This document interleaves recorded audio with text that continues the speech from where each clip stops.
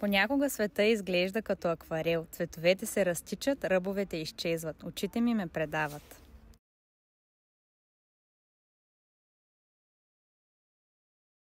Да.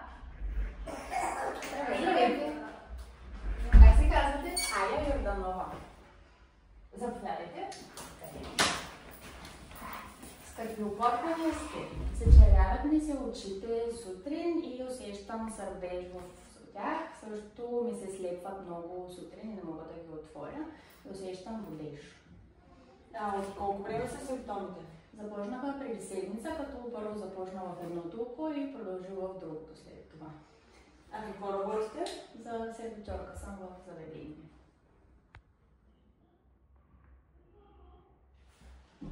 Искате ли кърпи? Да, благодаря.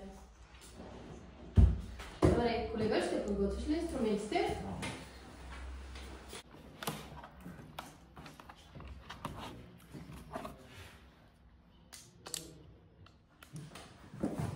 Своето чуване.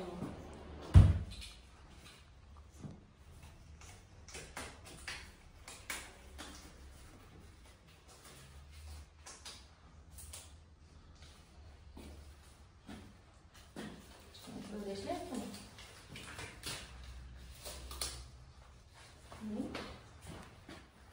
Погледнете нагоре. Добре. Добре.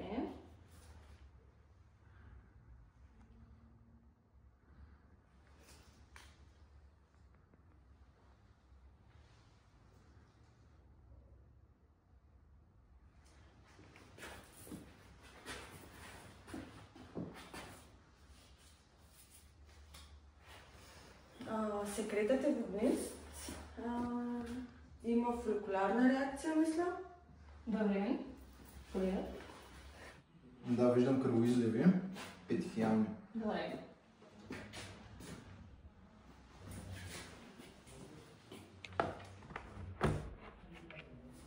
Така. Имате епидемичен кератоконъюнктивит, което представлява вирусна инфекция, причинява се от аденовирус.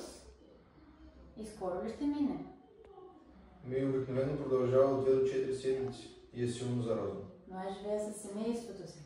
Ами ще трябва първо да си изперете чаршафите, да използвате самостоятелна къпа за лице и да ограничите колкото се може контакта с други хора. Мен работата ми е да с хора.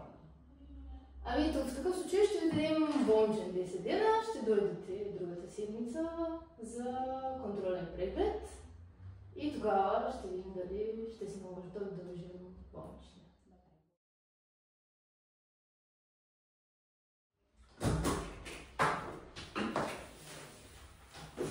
Заповядайте рецептата. Понякога светът изглежда замъглен, но с правилната грижа може отново да стане ясен. Редовните очни прегледи могат да спасят зрението ви.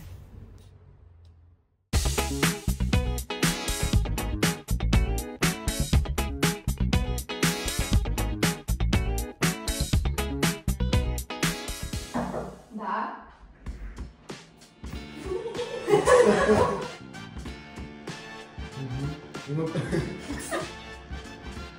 Да, виждам петихиални.